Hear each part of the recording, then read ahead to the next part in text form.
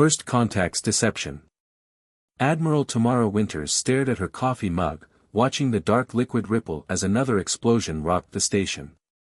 The massive Kryvax warships tore through Earth's orbital defense platforms with devastating precision, their crystalline hulls gleaming like polished obsidian in the starlight. "Status report," she commanded, her voice steady despite the chaos unfolding before her. The bridge crew of the EDS Hyperion maintained their composure, though tension lined their faces. Lieutenant Desmond O'Reilly at Tactical didn't look up from his console as he reported, "Third defense ring breached, Admiral. Civilian casualties mounting in the Sydney Dome." Winters set down her mug with deliberate care. "Fascinating how they mistake our restraint for weakness," she mused, dark eyes narrowing as she watched another defense platform dissolve into atoms. Status of Project Oracle. Commander Prisha Nair, her XO, cleared her throat softly. "The quantum matrix is performing exactly as Dr. Zhang predicted. Every destroyed platform is releasing the particles precisely as planned." A ghost of a smile touched Winter's lips. "They think they're teaching us about warfare," she said, walking to the tactical display where red markers representing Kryvax ships overwhelmed the green dots of human defenders. "It's rather like watching a child lecture a grandmaster about chess." The bridge crew maintained their professional demeanor, but an undercurrent of anticipation charged the air. They'd trained for this moment, prepared for it since the first hints of the Kryvax reached their long-range sensors. The aliens believed they were witnessing humanity's defense capabilities crumble. They had no idea they were actually participating in the most elaborate military deception in human history. "Admiral," Lieutenant O'Reilly called out, "incoming transmission from the Kryvax command ship. They're demanding immediate surrender." Winter's laugh was sharp and cold. "Ah, right on schedule. The submit or face extinction speech. I was worried they might skip the classics." She straightened her uniform, composing her features into an expression of carefully crafted fear. "Open a channel." As the communications officer complied, Winters whispered just loud enough for her bridge crew to hear, "Since you chose war, let us show you how humanity wages it." Then, louder, with just the right tremor of defeat in her voice, "This is Admiral Winters of the Earth Defense Force. We wish to discuss terms." Behind her back, her fingers danced across a quantum-encrypted pad, sending instantaneous messages to every destroyed ship, every defeated colony, every lost human force. The Kryvax had no idea they weren't the players in this game, they were the pieces, carefully positioned exactly where humanity wanted them. The quantum network hummed silently in the background, each destroyed defense platform releasing millions of microscopic entangled particles that now coated the Kryvax ships like invisible dust. Dr. Zhang's greatest achievement wasn't just the quantum technology itself, it was making it look primitive enough that the Kryvax never bothered to analyze it closely. "Continue the evacuation protocols," Winters ordered, her voice carrying the weight of command even in apparent defeat. "And make sure our surrender documents are appropriately crumpled. We wouldn't want to appear too organized." The game was set. The pieces were in position. And humanity was about to teach the galaxy a lesson about the true meaning of warfare, one that would be remembered for generations to come. High above Earth, 1,500 Kryvax ships waited in perfect formation, their crews confident in their absolute victory over the primitive humans. They had no idea they were arranged in exactly the pattern humanity had spent months maneuvering them into, like pieces on a cosmic chessboard positioned perfectly for checkmate. As Winters prepared to board the Kryvax flagship for the surrender ceremony, she allowed herself one final, predatory smile. After all, it wasn't every day you got to teach an advanced alien civilization why humans had perfected the art of war long before they reached the stars. The art of misdirection. Commander Raj Patel watched the holographic display with carefully hidden amusement as another, resistance cell, was discovered by Kryvax patrol ships. The aliens' crystalline vessels descended on the hidden base with overwhelming force, their energy weapons reducing the facility to molten slag. They were so proud of themselves, these conquerors, so certain of their superiority. Another successful failure, Dr. Naomi Zhang commented from her workstation, her fingers dancing across quantum interfaces only human eyes could see. They found exactly what we wanted them to find. The underground command center, buried deep beneath the Himalayan mountains, hummed with quiet activity. Unlike the theatrical panic playing out in public channels, here the atmosphere was one of focused anticipation. Every discovered resistance base, every captured human position, served to reinforce the Kryvax's fatal misconception. Status of the Quantum Seed Network? Patel asked, his dark eyes tracking the movement of enemy ships across the strategic display. Each victory brought them deeper into humanity's web. Zhang's smile was subtle but satisfied. Every destroyed facility released its payload exactly as designed. The entangled particles are now thoroughly integrated into their hull matrices, weapon systems, and shield generators. She pulled up a detailed scan showing the invisible quantum network spreading through the Kryvax fleet like digital ivy. They're so convinced of their technological superiority that they don't even bother scanning for quantum signatures they think were too primitive to generate. Lieutenant Fiona Walsh, head of special operations, emerged from a quantum tunnel aperture that seemed to fold space itself. Her team's stealth suits still hummed with residual energy from their latest mission. Phase 3 deployment complete, Commander. We've positioned quantum responders throughout their fleet's secondary command ships. They still think their internal security systems are impenetrable. Patel nodded, remembering the years of preparation that had led to this moment. When humanity first detected the Kryvax approach, they had a choice: reveal their true technological capabilities and risk a prolonged war, or orchestrate the greatest military deception in human history. "Show me the neural network analysis," he requested, and Zhang projected a new hologram showing the patterns of Kryvax fleet movements over the past week. Every aggressive push, every triumphant conquest, had been subtly guided by human planning.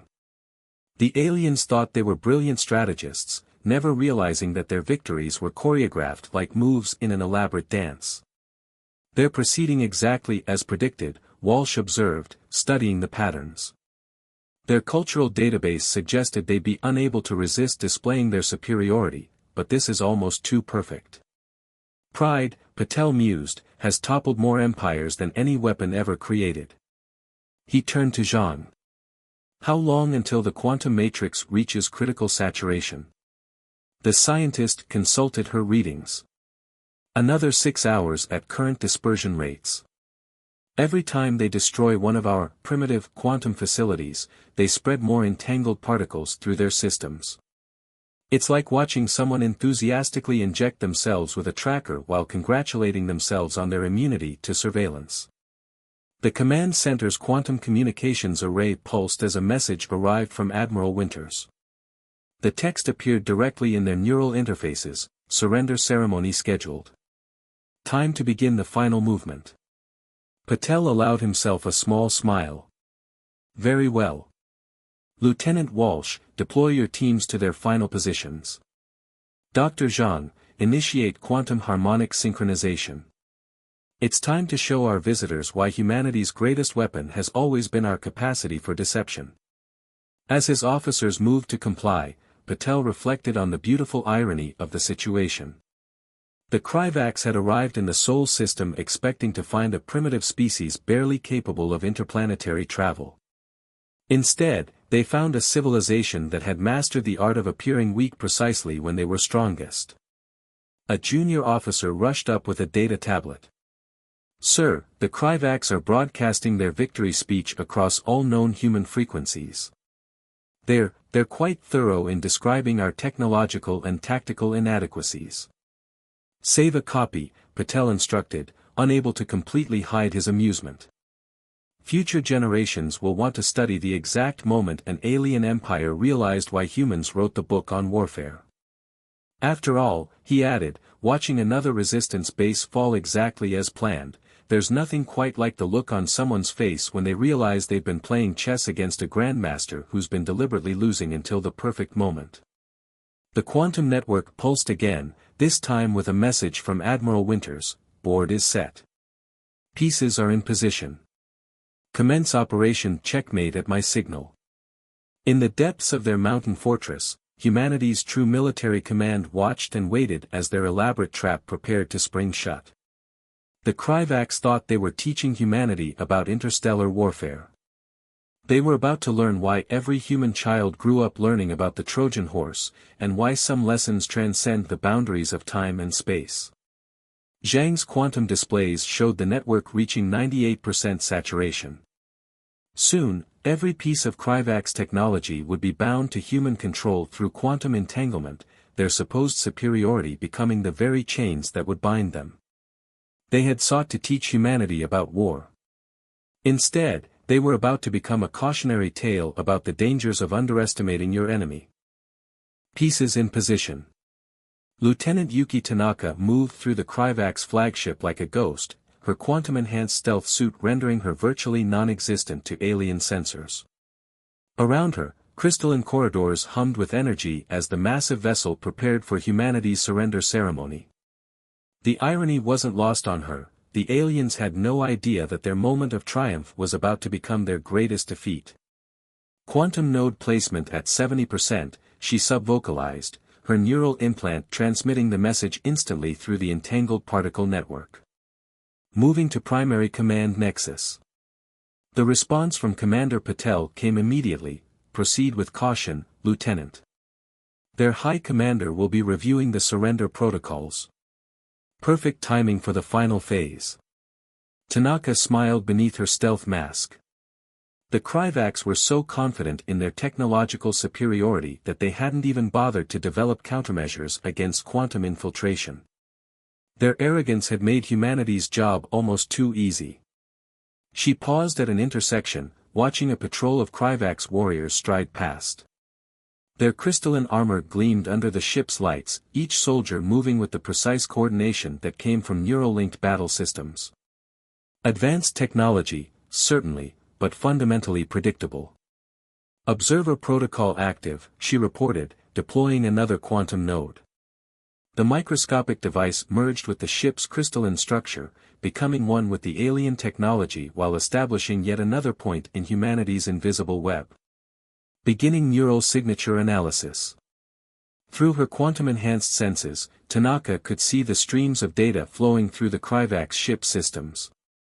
Their neural network was impressive, but it might as well have been elementary school arithmetic compared to the quantum computing humanity had mastered decades ago. Lieutenant, Dr. Zhang's voice came through her neural link, I'm detecting unusual energy signatures in the command nexus. They appear to be preparing something for the surrender ceremony. Tanaka accessed the quantum network, her consciousness expanding through the entangled particles that now saturated the Kryvax fleet. Confirmed. They're setting up some kind of victory demonstration. Looks like they want to show off their superior technology one last time before accepting our surrender. Perfect, Patel responded, and she could hear the smile in his voice. Let them have their moment. It will make the revelation so much more dramatic. Moving through another series of corridors, Tanaka reached the massive doors of the command nexus. Through quantum imaging, she could see the Kryvax High Commander inside, surrounded by his senior staff as they prepared for Admiral Winter's arrival. Final node placement ready, she reported, removing the last quantum device from her suit's storage compartment. Awaiting authorization. Proceed, came Admiral Winter's voice, transmitted from her approach shuttle. It's time to show our friends the true meaning of technological superiority. Tanaka placed the quantum node with practiced precision, watching as it seamlessly integrated with the ship's systems. The device was a masterpiece of human engineering, not just technology, but art. The Kryvax would never detect it, because they couldn't even conceive of its existence. Node activated, she confirmed. Quantum network at full saturation. All Kryvax systems are now compromised. Through her enhanced vision, she could see the network of entangled particles that now permeated every ship in the alien fleet. Each vessel was interconnected in ways the Kryvax couldn't imagine, their own technology turned into the instrument of their defeat. "Well done, Lieutenant," Winters transmitted. Phase 1 complete. Begin evacuation and prepare for Phase 2. It's almost time for our guests to learn why humanity has survived every threat we've ever faced. As Tanaka prepared to retreat through her quantum tunnel, she allowed herself a moment to observe the Kryvax High Commander. He stood proud and tall, mandibles clicking as he rehearsed his victory speech. He had no idea that he was about to become a cautionary tale about the dangers of underestimating humanity. "You wanted to teach us about warfare," she whispered, though no one could hear her. "Instead, you're about to learn why humans are the galaxy's greatest masters of deception." The quantum tunnel opened, a doorway through space-time itself, and Tanaka stepped through, leaving behind a web of technology so advanced it was indistinguishable from magic to the Kryvax sensors. Soon, very soon, they would learn the true cost of their arrogance. In the heart of the Kryvax flagship, the quantum network pulsed with potential energy, waiting for the signal that would turn the aliens' greatest triumph into their most devastating defeat. The stage was set, the actors were in position, and the greatest military deception in human history was about to reach its climax. The tide turns. General Marcus Santos stood in the Lunar Command bunker, watching the holographic display as Admiral Winter's shuttle approached the Kryvax flagship. The massive crystalline vessel loomed against Earth's backdrop, its hull gleaming with the arrogant certainty of assumed victory. The alien ship's design was impressive, if you were into gaudy displays of technological superiority. "All quantum nodes are synchronized," reported Colonel Reina Volkov from her station. Lieutenant Tanaka's infiltration was completely successful. "We have total access to their systems." Santos nodded, his weathered face illuminated by the blue glow of tactical displays. "And our sleeping dragons?" "All fleet elements maintaining stealth protocols," Volkov confirmed. "Quantum camouflage holding steady. The Kryvax still have no idea we have ships hidden throughout their formation." The general allowed himself a small smile. When humanity first developed quantum phasing technology, they'd faced a choice: reveal their capabilities and become a recognized power, or maintain the illusion of technological inferiority while preparing for inevitable conflicts. The decision had been unanimous: better to be underestimated and prepared than feared and challenged. "Signal from Admiral Winters," announced Lieutenant Commander Reza Dawan. "She's boarding the Kryvax flagship now. Operation Checkmate is ready to commence." Santos straightened, his presence commanding attention without effort. "Very well. Signal all fleet elements, prepare to emerge from quantum phase on my mark. Dr. Zhang, begin power transfer through the entangled network." Through the quantum link, he could feel humanity's true fleet stirring to life. Hundreds of advanced warships, hidden in plain sight using technology the Kryvax couldn't even comprehend, waited to reveal themselves. Each vessel was a masterpiece of human engineering, designed not just to fight but to completely redefine the nature of space warfare. "Sir," Volkov called out, "the Kryvax are beginning their victory broadcast. They're transmitting across all known frequencies." "Put it through," Santos ordered. "Let's hear what our friends have to say about their glorious conquest." The holographic display shifted, showing the Kryvax High Commander in all his crystalline glory. His mandibles clicked with satisfaction as he began his speech: "Let all witness the triumph of superior civilization over primitive resistance. Earth's surrender today marks the beginning of a new era." Santos muted the transmission with a gesture. "Fascinating how they never considered why our resistance was so predictable." Colonel Volkov, status of quantum saturation. 100%, sir. Every Kryvax ship, weapon, and system is now quantum entangled with our network. They've literally integrated our technology into their entire fleet. "Commence power drain," Santos commanded. "Let's show them what real technological superiority looks like." Across the Kryvax fleet, the impossible began to happen. Ship after ship experienced subtle power fluctuations, nothing alarming at first, just minor irregularities that their engineers would attribute to system strain. The quantum particles embedded throughout their fleet began to resonate at frequencies designed specifically to interfere with their crystalline technology. Admiral Winters is in position, Darwin reported. The Kryvacs are about to begin their surrender ceremony. Santos nodded grimly. Perfect timing. Signal all fleet elements, prepare to phase shift on my mark. Let's show our visitors why humanity has survived every extinction-level event our planet could throw at us. The quantum network hummed with building energy as humanity's hidden fleet prepared to reveal itself. Each ship was positioned precisely where it needed to be, their quantum drives ready to shift them from their phase-cloaked state into normal spacetime. "Sir," Volkov called out, excitement breaking through her professional demeanor, "quantum feedback is reaching critical levels. The Kryvac ships are starting to detect system anomalies." "Of course they are," Santos smiled. "It would be rude not to give them a moment to realize their mistake before we spring the trap. After all, the look of comprehension just before defeat is half the satisfaction." On the tactical display, red warning indicators began appearing throughout the Kryvac's fleet as their systems registered growing power fluctuations. Their engineers would be scrambling now, trying to understand why their supposedly superior technology was beginning to falter. "Message from Admiral Winters," Darwin announced. "She says, and I quote, 'The look on their faces is priceless. Commence Operation Checkmate.'" Santos straightened to his full height, his voice carrying the weight of command that had led humanity through countless crises. "All fleet elements, execute phase shift. Weapons free. Show these arrogant visitors why humanity has always excelled at the art of war." Throughout the Kryvac's fleet, space itself seemed to ripple and tear. Where there had been empty void, advanced human warships suddenly appeared, their quantum drives bringing them back into phase with normal spacetime. Each vessel was positioned perfectly to target critical systems that the quantum network had identified.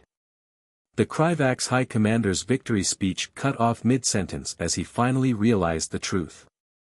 His mighty fleet wasn't surrounding a defeated enemy, they had positioned themselves perfectly inside humanity's killing field. "Send to all Kryvac's vessels," Santos commanded, his voice carrying the accumulated wisdom of humanity's long history of warfare. "Message begins, you wanted to teach us about interstellar combat. Class is now in session. Victory's price." Admiral Winters stood in the Kryvac's flagship's command center, watching with quiet satisfaction as the alien High Commander's mandibles twitched in disbelief. Around them, the massive view screens showed the impossible, hundreds of advanced human warships materializing from seemingly empty space, their quantum drives humming with power that the Kryvacs had never imagined possible. "I don't understand," the High Commander stammered, his crystalline armor dimming as the quantum network drained its power. "Your technology, your defenses were exactly what we wanted you to see," Winters finished for him, dropping the pretense of submission. "Did you really think a species that survived ice ages, meteorites, and countless near-extinction events would be so easy to conquer?" Through the quantum network, she could feel humanity's true fleet taking control. Each Kryvac ship was now effectively paralyzed, their own technology turned against them by the quantum particles they had unwittingly integrated into their systems. "Status report," she sub-vocalized, the quantum link carrying her words instantly to the command network. "All Kryvac's vessels contained," General Santos responded. "Their weapons and propulsion systems are under our control. No casualties on either side, exactly as planned." Winters nodded, satisfied. The plan had worked perfectly, not just the military victory, but the psychological one as well. The Kryvacs would return home with a lesson they would never forget: never mistake patience for weakness, and never assume technological advancement equals strategic superiority. "Lieutenant Tanaka," she called through the network, "begin data transfer. Let's show our friends exactly what they've been up against." Throughout the Kryvac's fleet, holographic displays activated, showing the truth of humanity's capabilities. Quantum phase technology that made ships invisible to normal spacetime. Neural interfaces that made their crystalline computers look like children's toys. Weapons that could have destroyed their entire fleet without firing a shot. You never stood a chance, Dr. Zhang's voice echoed through the quantum network, addressing all Kryvax ships simultaneously. Every victory we gave you, every weakness we showed, was calculated to bring us to this moment.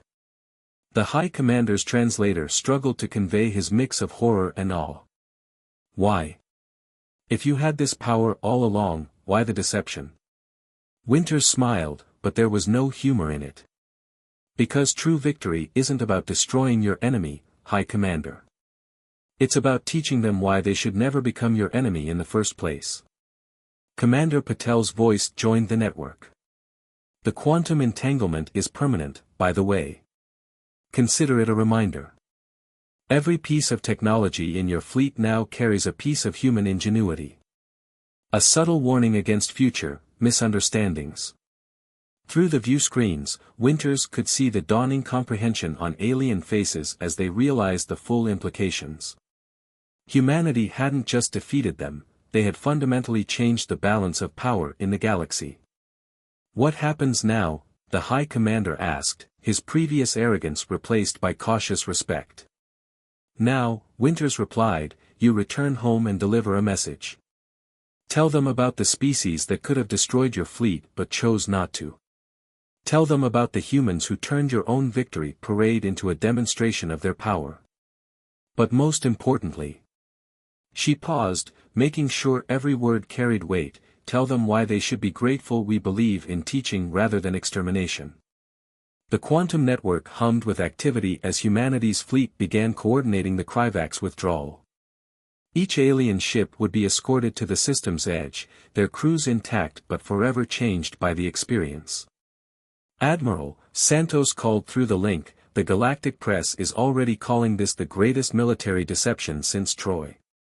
Apparently, some of our quantum recorders leaked footage of their premature victory celebration. Winters couldn't help but laugh. Well, we did want to make an impression. Nothing teaches humility quite like having your moment of triumph turned into a cautionary tale.